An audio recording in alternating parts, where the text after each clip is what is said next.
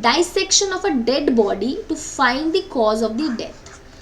Death का cause find out करने के लिए इसे बॉडी की चीर फाड़ कर देते हैं ना, उसको क्या बोलते हैं? बिल्कुल बिल्कुल सही समझ रहे हो आप, यस, उसको बोलते हैं ऑटोप्सी, या फिर हमारी बहुत लेमन लैंग्वेज में बोलते हैं ना, पोस्टमार्टम रिपोर्ट आई कि नहीं आई, उसी को ऑटोप्सी बोला जाता है।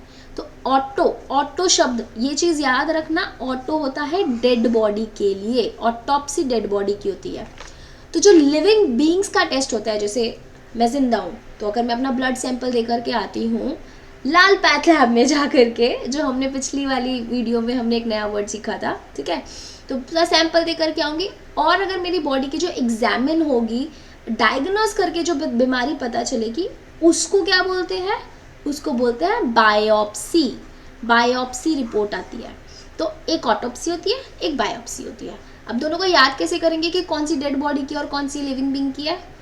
ऑब्वियसली बायो शब्द का मतलब होता है लिविंग बींग्स, ये तो आपको याद है ना, बायोलॉजी, बायो शब्द, तो लिविंग बींग से आप याद रख सकते हो। तो अगर इंसान जिंदा है और उसका बीमारी का कॉज पता लगाना है तो बायोप्सी रिपोर्ट आती है, और अगर मर गया है और मरने की वजह पता लगानी है तो ऑटोप्सी रिपोर्ट आती है।